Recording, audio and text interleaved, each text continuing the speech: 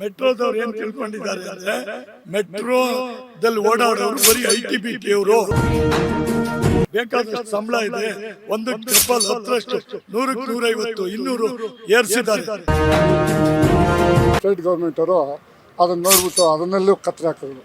ಏನೋ 50% ಅವ್ರಿಗೆ ನಮ್ಮ 30% ಅಂತಾರೆ.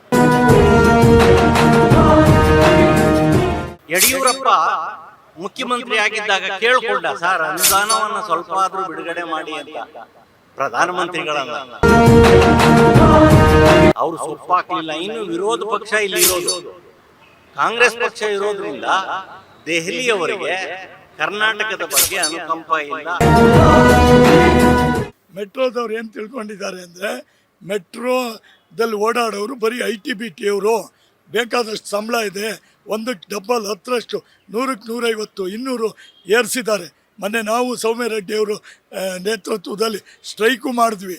ಇಲ್ಲಿ ಏನು ಸ್ವಲ್ಪ ಕಡಿಮೆ ಮಾಡ್ತೀರಿ ಅಂದವರು ಇನ್ನೂ ಮಾಡಿಲ್ಲ, ಏನೋ ಒಂದು 10% 5% ಕಡಿಮೆ ಮಾಡಿರುವ.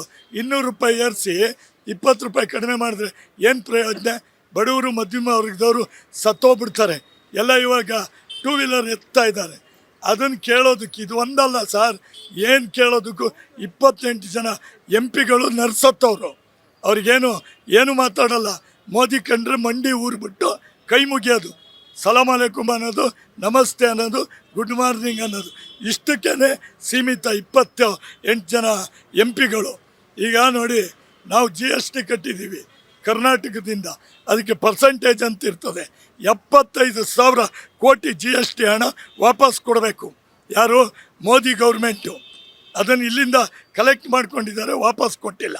ಇಂಥ 75,000 ಕೋಟಿ ಹಣ ಬಂದರೆ ಬೆಂಗಳೂರು ಅಭಿವೃದ್ಧಿ ಆಗಲ್ವಾ? ರೋಡು ಗೀಡು ಲೈಟು ಬೇಕಾದಷ್ಟು ಅಭಿವೃದ್ಧಿ ಆಗ್ತದೆ. ಕೊಟ್ಟಿಲ್ಲ. ಇವ್ರು ಏನು ಗೊತ್ತಾ, ಮೆಟ್ರೋದವ್ರದ್ದು ಅತಿರೇಕ ಆಗೋಯ್ತು. ಕನ್ನಡದವ್ರು ದಿನ ಸ್ಟ್ರೈಕ್ ಮಾಡಿಬಿಟ್ಟು ಒಂದು 5 ರೂಪಾಯಿ 10 ರೂಪಾಯಿ ಏರಿಸ್ಲಿ, ಏನೂ ಚಿಂತೆ ಇಲ್ಲ. 10 ವರ್ಷದಿಂದ ಏರಿಸಿಲ್ಲ. ಒಂದು 5 ರೂಪಾಯಿ 10 ರೂಪಾಯಿ ಏರಿಸಿದ್ರೆ ಬೇಜಾರು ಮಾಡ್ಕೊಳ್ಳಲ್ಲ. ಏನು 1 ಡಬ್ಬಲ್ಲು 100 ರೂಪಾಯಿ ಇದ್ದಿದ್ದು 200 ರೂಪಾಯಿ ಯಾರಿಗೆ ಕೊಡೋಕ್ಕಾಗುತ್ತೆ?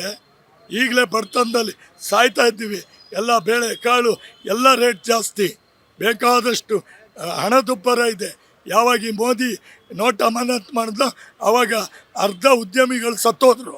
ಮೆಟ್ರೋದು ಒಂದು ಫಸ್ಟ್ ಸ್ಟಾರ್ಟಿಂಗಲ್ಲಿ ಚೆನ್ನಾಗಿತ್ತು, ಫುಲ್ ರಶ್ ಆಗ್ತಾಯಿತ್ತು.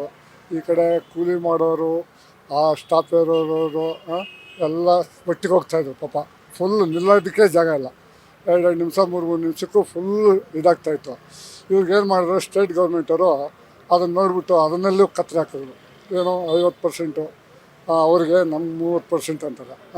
ಸೆಂಟ್ರಲ್ ಗೌರ್ಮೆಂಟ್ ಅಂತಾರೆ. ಪಾಪ ನಮಗೆ ನಾವು ಡೈಲಿ ಮೆಟ್ರೋದಲ್ಲಿ, ಯಾಕೆಂದರೆ ನಾವು ಆ ಟ್ರಾಫಿಕಲ್ಲಿ ಕೋರ್ಟು ಕಚೇರಿ ಈ ತಾಲೂಕು ಆಫೀಸ್ಗಳು ಸುತ್ತೆ ನಾವು ರೈತರು. ಅದನ್ನು ತಿಳ್ಕೊಳ್ಳೋದಿಲ್ಲ ಅವರು ಸ್ಟೇಟ್ ಗೌರ್ಮೆಂಟವರು.